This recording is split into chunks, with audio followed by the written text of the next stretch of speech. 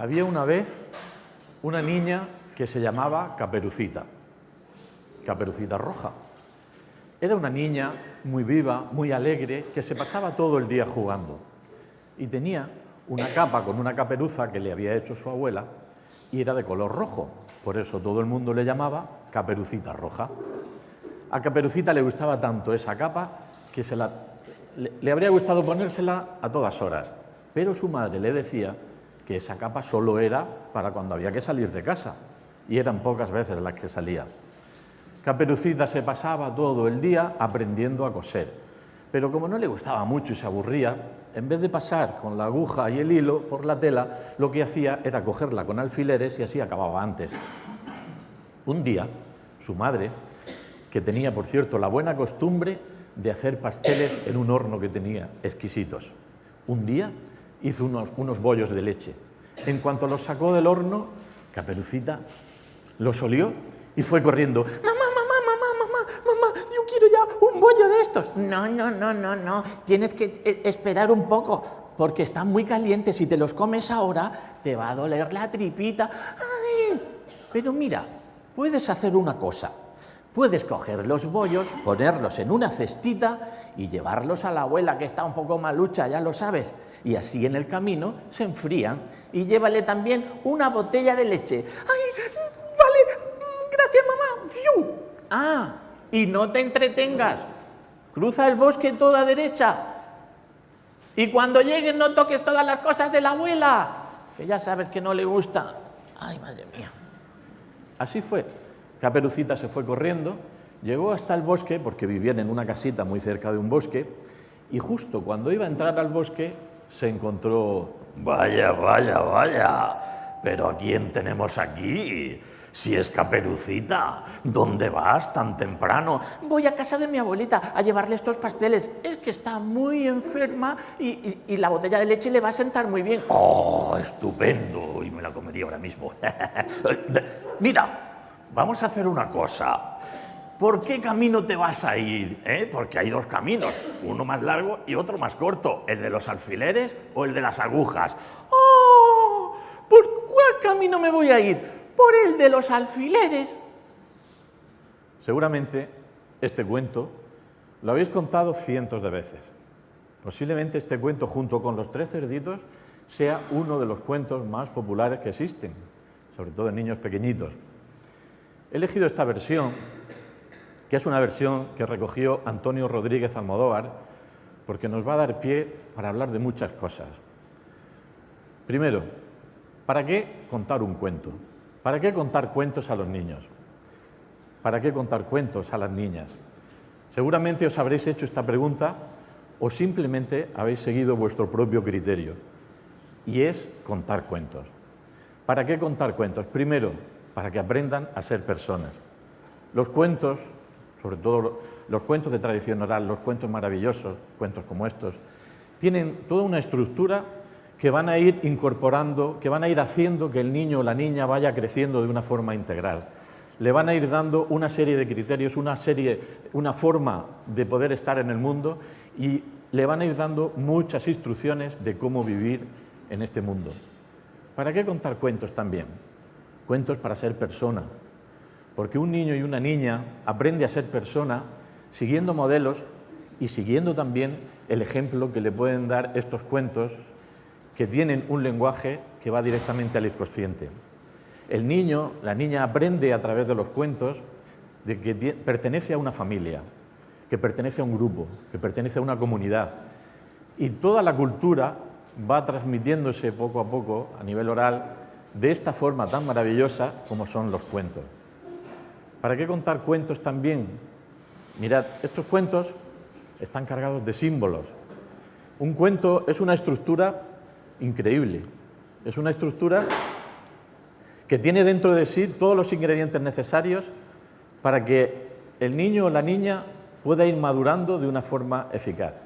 Imaginaos qué cosa tan increíble. Una historia como la historia de Caperucita o Los Tres Cerditos o cualquier otro cuento que queráis, que tiene unas imágenes entretenidas.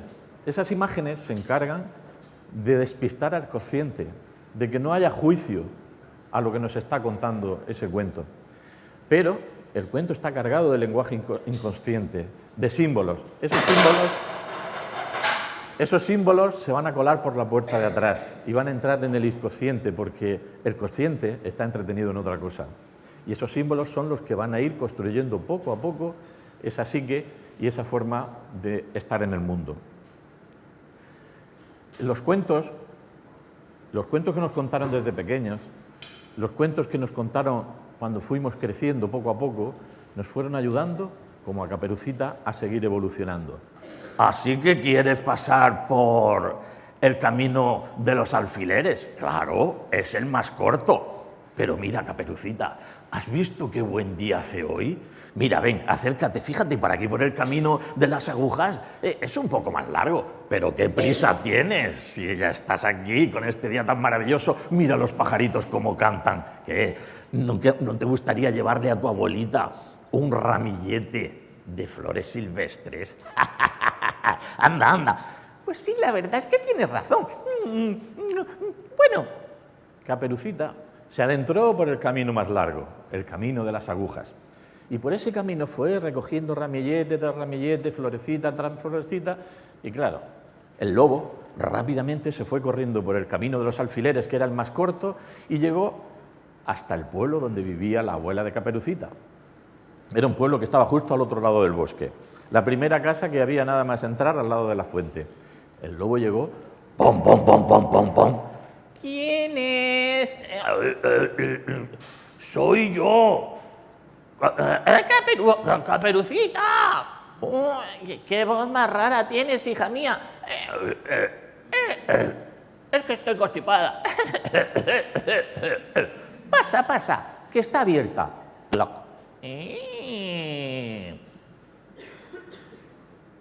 Aquí vamos a dejar el cuento otra vez. ¿Qué ocurre con el miedo?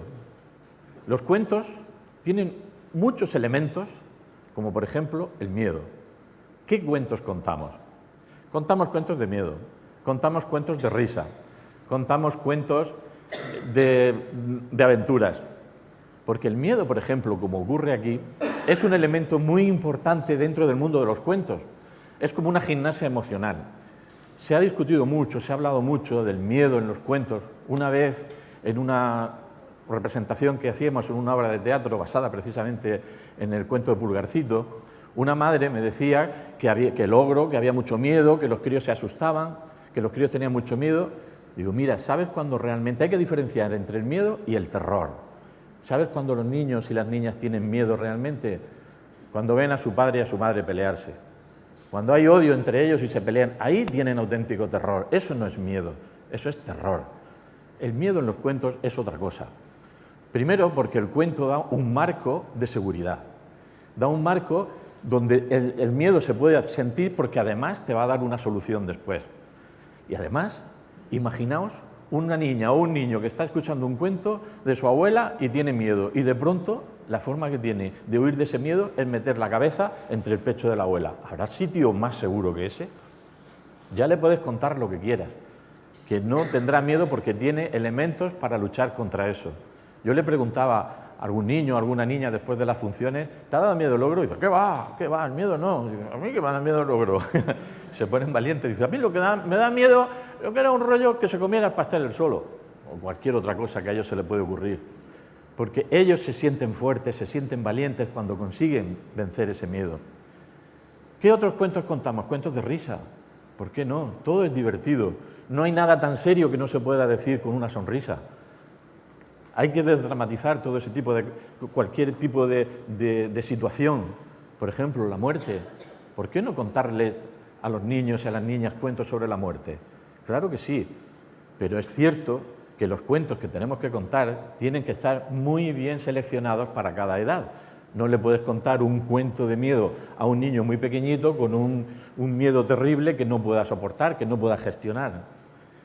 Hay cuentos de miedo, sobre todo, que vienen desde la prehistoria incluso. Aquí en Murcia posiblemente conozcáis el cuento de la asadura. María, dame la asadura que es mía. ¿Os acordáis? Es un cuento, para quien no la conozca, para quien no lo conozca, es un cuento que tiene que ver con el canibalismo, porque es un cuento que parece ser que viene de la prehistoria. En una época en la que había grandes hambrunas, sobre todo en el sur de España, había muchas hambrunas y había peligro incluso de que se comieran a otros seres humanos. Y los cuentos surgen para crear este tabú y que no te comas a tus semejantes. Pues bien, todos estos cuentos son absolutamente necesarios y dentro del cuento el suspense, porque el cuento tiene una estructura que va manteniendo ese suspense. El lobo llega, pom, pom, pom, cloc. Lo primero que hizo el lobo, nada más entrar en la casa de la abuelita, fue darle una patada al gato, saltar, meterse dentro de la cama de la abuela y zampársela de un solo bocado. ¡Fum! Se puso los trajes que llevaba la abuela, se puso la toga, ¿cómo se llama? El camisón, eso. Se puso el camisón, se puso la toga con todas sus cosas así, sus puntillas, y se metió debajo de la cama a esperar que llegara Caperucita. Caperucita, que había tardado un buen rato, llegó hasta la casa otra vez. ¡Pam, pam, pam, pam, pam, pam! ¡Abuelita! ¡Pasa, hija, pasa! Soy Caperucita. Te he traído unos pasteles, unos bollos de leche. ¡Abre, abuelita! Está abierto. Está abierto. Entra, que está abierto. Caperucita entró dentro de la casa de la abuela, pero estaba muy oscuro, no se vio nada. Y nada más entrar, oyó la voz del gato que le decía: ¡Miau, Caperucita! ¡No entres! ¡Vete de aquí ahora mismo! ¿Qué dices, abuela? Que no te entiendo. Es que son la tripita que me duele un poco y hace ruido. ¡No! ¡No te acerques! Caperucita se iba acercando a oscuras porque no veía nada. ¡No te acerques, miau! ¡Que es el lobo y te quiere comer! ¿Qué dices, abuelita? No, nada. Es la tripita que me está doliendo un poco y hace ruido. Abuelita, ¿tienes hambre? Sí, tengo mucha hambre de carne. Sí, tengo mucha hambre de bollitos de esos que traes, ¿no? ¡Miau! ¡Que es el lobo! ¡Caperucita, vete de aquí! Caperucita se acercó hasta donde oía la voz del gato, porque como no veía nada no sabía lo que era. Y de pronto el gato salió corriendo y ella se asustó, dio un gran salto y se metió en la cama con el lobo. Ven aquí, Caperucita, ven aquí. Seguramente estaréis pensando lo peor. ¿Qué va a pasar aquí ahora? ¿Se la va a comer? ¿No se la va a comer? Bien, hay muchas posibilidades. Mirad, la versión de la Caperucita que he elegido, esta versión que, como os decía al principio, es de Antonio Rodríguez Almodóvar, es una versión muy curiosa. Almodóvar, lo conoceréis por los cuentos Al amor de la lumbre, los cuentos de la media lunita, que lo acaban de reeditar otra vez. Bien, pues Almodóvar hace una cosa muy interesante. Él dice que es un reconstructor de cuentos, porque los cuentos tienen una estructura, pero a veces, por el paso de la tradición oral, partes de esa estructura se han ido perdiendo y son necesarias. Pero ¿qué ocurre? Que hay un cuento en una zona que recoge que resulta que tiene una parte de la estructura, pero en otra zona recoge otra parte diferente con otro cuento, con otra versión de Caperucita. Entonces él lo que hace es coger una parte de un sitio, otra parte de otro y forma el puzzle para tener el cuento completo. Y por eso suele ser tan interesante. Y recoge cuentos de una tradición oral bastante contrastada. El cuento de Caperucita, por ejemplo, es uno de los cuentos que más versiones hay a lo largo de todo el mundo. En Francia hubo un investigador, Paul Delarue, que recogió, en los montes de Francia, recogió aproximadamente 35 versiones diferentes de Caperucita, pero versiones muy antiguas, muy antiguas. Algunas de ellas estaban ya contaminadas por la versión de Charles Perrault. Perrault fue el primero que hizo una recopilación de cuentos y la puso por escrito, allá por el siglo XVII.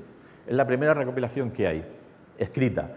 ¿Qué pasa cuando el cuento se escribe? Se fosiliza, ya es diferente, y a partir de ahí puede contaminar otras versiones orales.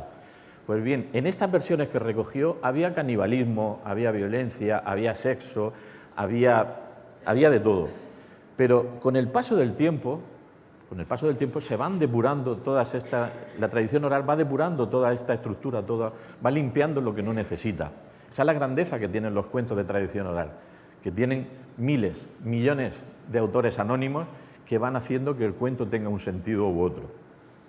Pues bien, en esa época la época que recogió el francés Paul Delarue, recogió estos cuentos, también en toda Europa se estaban recogiendo, porque los cuentos en realidad empiezan a recogerse y a plasmarse cuando empiezan los nacionalismos.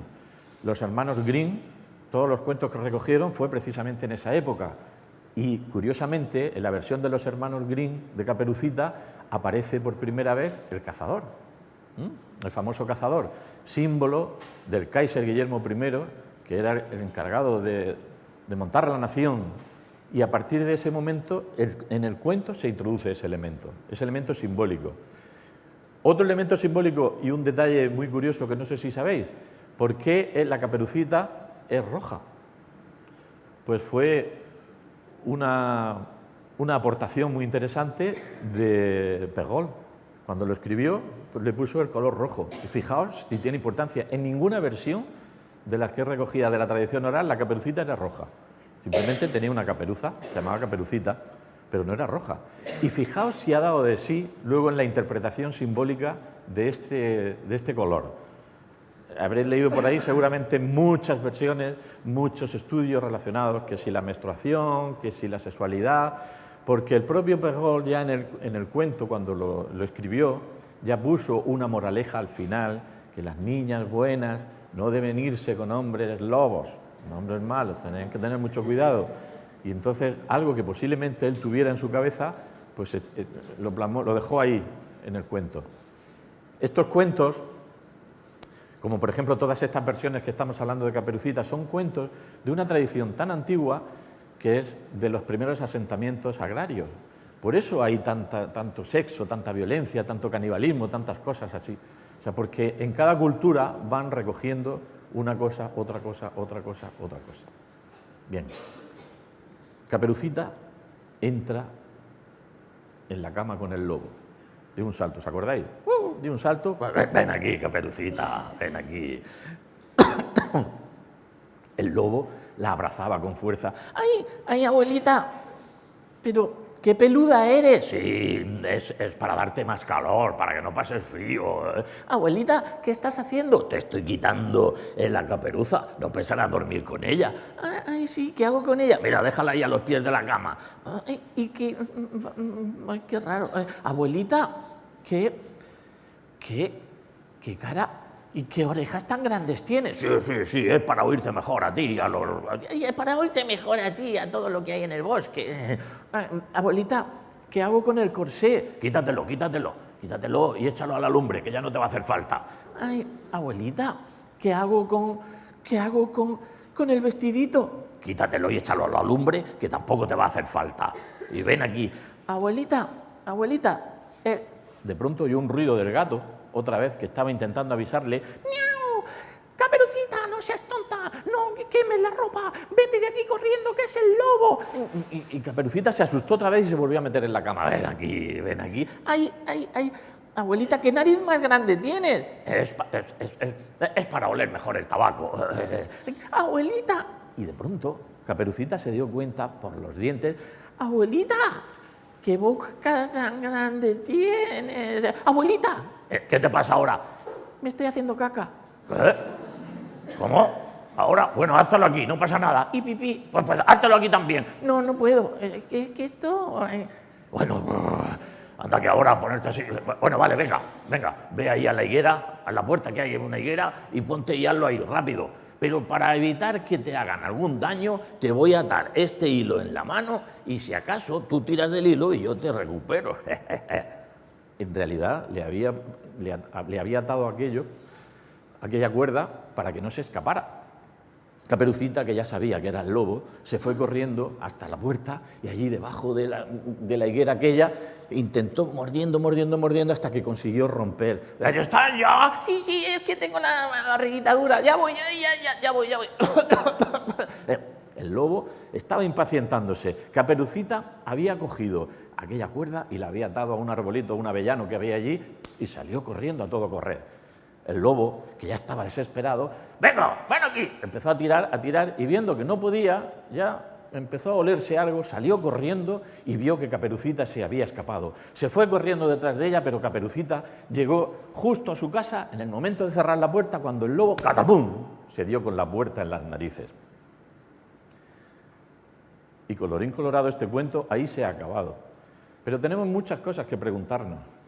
Por ejemplo, fijaos, vamos a interpretar un poco este cuento, si os parece.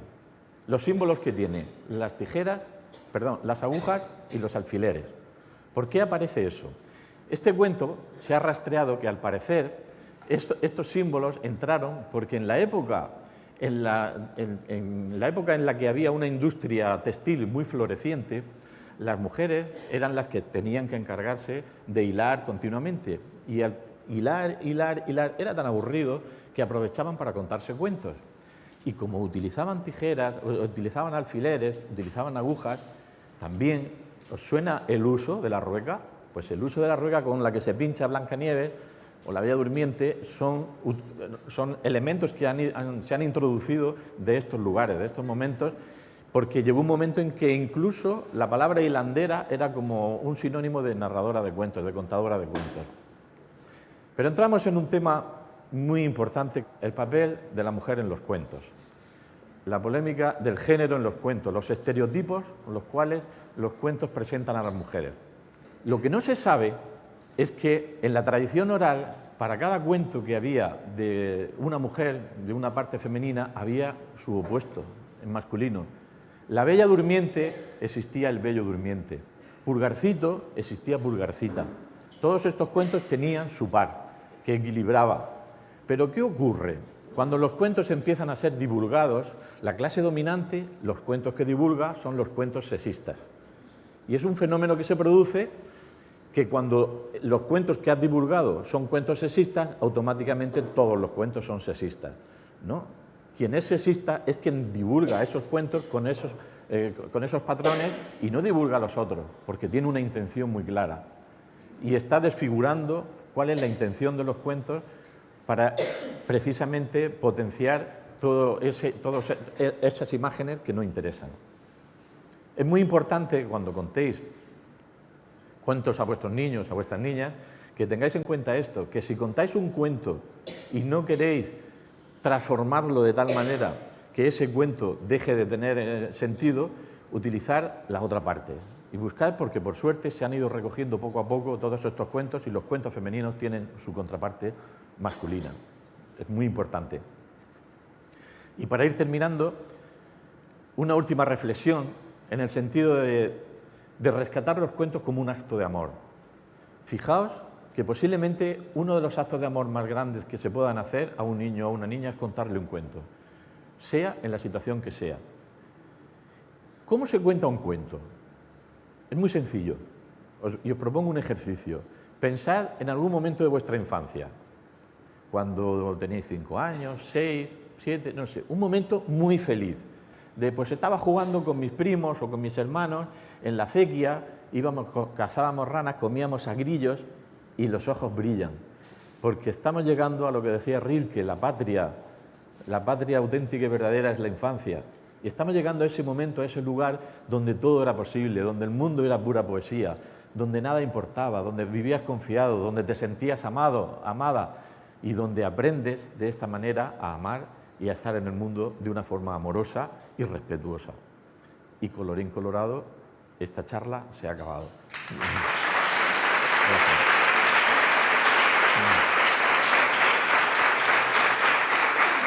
Gracias. Pero ¿cómo contar cuentos? Primero y principal, ¿en qué lugar me pongo? Esto que os he comentado antes. Piensa cuando eras pequeño y estabas en ese momento tan bonito, tan feliz. Vete a ese lugar y recupera esa energía, ese brillo en los ojos. En ese momento el tiempo se va a parar. Con la fórmula de comienzo, érase una vez o había una vez, lo que queráis. Es una fórmula en la que el tiempo se convierte en un tiempo mítico. Quiere decir, es un tiempo fuera del tiempo, en el lugar donde pueden ocurrir las maravillas más grandes.